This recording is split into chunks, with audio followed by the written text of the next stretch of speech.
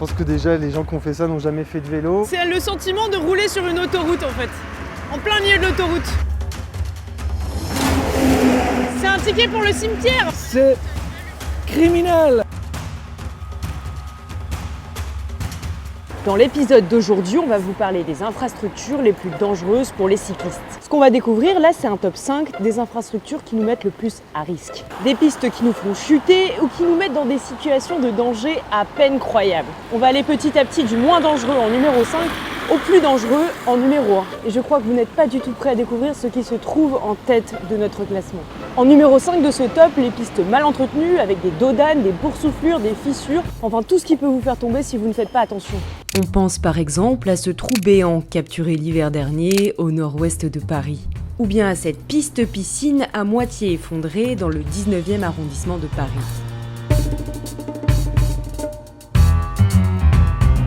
En numéro 4 de notre classement, les obstacles inattendus qui peuvent se trouver sur une piste cyclable. Bon, bien sûr, le traditionnel rail de tram au sol. C'est un attrape cycliste sobre et inimitable. Des chercheurs de l'université du Tennessee ont d'ailleurs filmé des rails particulièrement piégeux pendant 2 mois. Et regardez cette cascade de chute.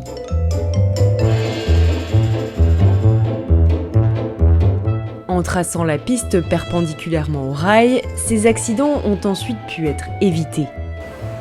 Ces obstacles, ça peut par exemple être une barrière, comme sur cette photo prise en Hongrie. Bon, rassurez-vous, l'installation a depuis été retirée. Ça peut être aussi des poteaux, comme avant, ici à Marseille. Comme aussi à Rouen, avec ce potelet blanc en plein milieu de la piste. C'est là qu'un cycliste a chuté très lourdement récemment.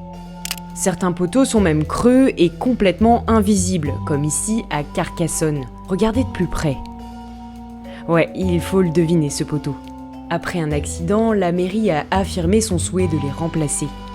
Certains de ces obstacles sont tellement surréalistes et inattendus que ça touche parfois à l'absurde. Comme cette ancienne poubelle au nord de Paris, heureusement retirée depuis la photo.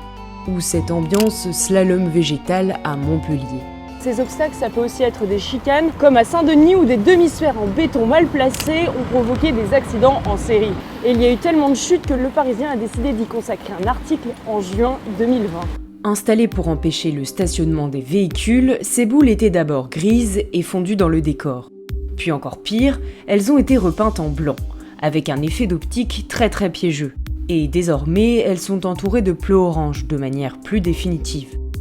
Vincent Xavier a subi un traumatisme crânien en mars dernier. Ouais, c'est celui-là. Depuis leur installation, je m'étais dit que c'était un piège assez dangereux. J'ai tapé, je pense, pile au milieu. J'ai fait un soleil, je suis passé par-dessus le vélo. Quand j'ai vu la fourche qui faisait un angle bizarre, je me suis dit qu'il y avait un problème.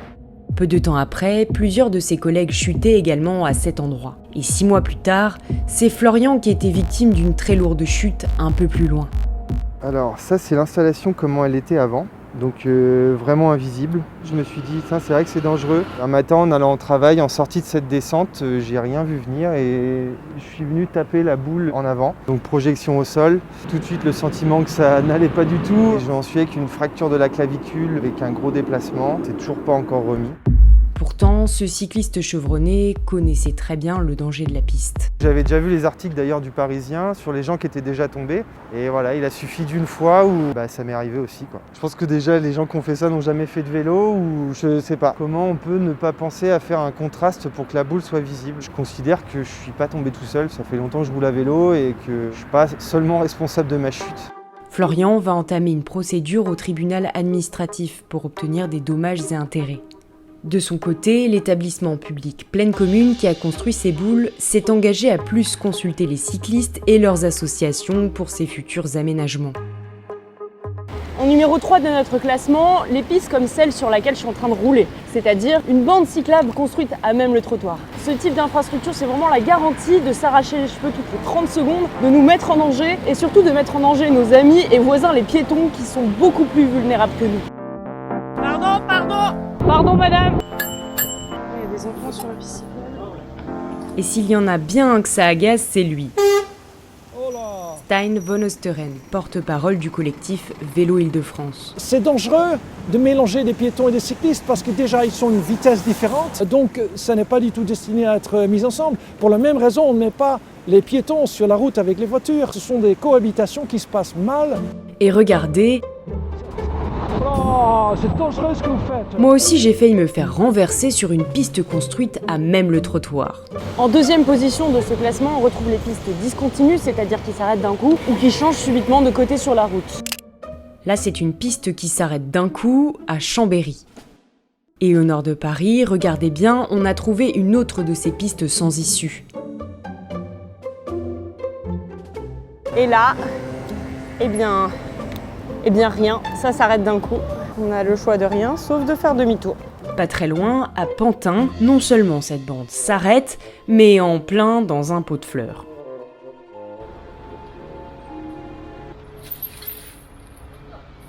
Des pistes discontinues, c'est aussi celles qui alternent entre route et trottoir sans arrêt, ce qui n'est vraiment pas sans risque avec les bordures partant de pluie. Et le pire, c'est quand cette bordure entre trottoir et route n'est pas adoucie, comme sur cet aménagement pris en photo à Bordeaux. Encore plus dangereux, les pistes qui d'un coup passent d'un côté à l'autre de la voie et forcent le cycliste à se frayer un chemin dans une marée de véhicules. L'un des exemples les plus frappants, c'est cette bande cyclable qui s'arrête d'un coup avant de recommencer au milieu de la route sur le boulevard Saint-Germain, au centre de Paris. On a tenté plusieurs passages avec Stijn van Osteren. Je dois traverser l'autoroute, récupérer une bande qui se trouve au milieu entre les flux de voitures. Et ça donne une situation qui n'est absolument pas attractive en matière de sécurité routière. Alors il faut être cascadeur professionnel pour pouvoir faire ça. À la traversée suivante, on frôle l'accident grave. Donc, alors je tourne à gauche. Hop, hop, hop, hop, hop, hop. Mais je dois aller là, excusez-moi. Oh là là, c'est une folie pure, c'est une erreur urbaine, on peut dire. On est dans une situation de stress parce que l'aménagement n'est pas continu. Un trottoir, est-ce qu'on interrompt le trottoir en disant aux piétons « Maintenant, traversez l'autoroute et poursuivez 5 mètres plus loin ». Non, il faut séparer les motorisés des vélos, voilà, première chose. Et deuxièmement, il faut que ça soit continu, il ne faut pas tout d'un coup que la ligne s'arrête. En numéro 1 de notre top, des infrastructures incroyablement dangereuses pour les cyclistes. Les bandes cyclables qui sont construites sans séparation physique avec un trafic automobile rapide. C'est le cas de ce rond-point coupe-gorge en Normandie. Oh, putain! Ah, le con! Et nous, on a même trouvé une bande cyclable coincée entre deux voies à 90. Si, ça se passe dans les Yvelines. Donc là c'est parti, on va se mettre en route là pour aller sur la D1 de Triel-sur-Seine. Voilà, j'ai l'impression que je vais m'engager dans une autoroute. Et je suis sur une bande cyclable sans séparateur, donc je suis juste au milieu des voitures. Si elles font un écart et qu'elles ne me regardent pas, c'est fini pour moi. Là il y a un camion qui vient de passer.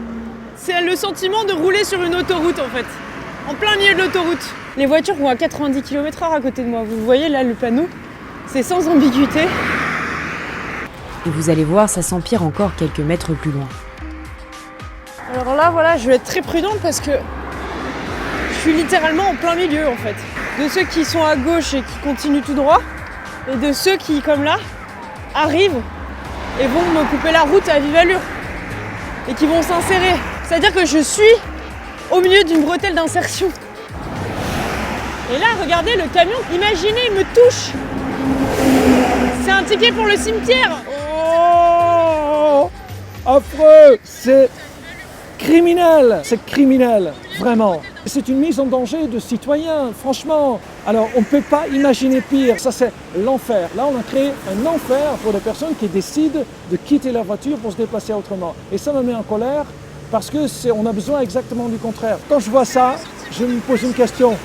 Qui a validé ça? Et surtout, qui laisserait son enfant rouler à cet endroit? C'est comme si on mettait des piétons sur l'autoroute. Je ne sais pas qui a fait ça, mais il faut discuter avec cette personne. C'est le Conseil général des Yvelines qui avait dessiné cet aménagement en 2003.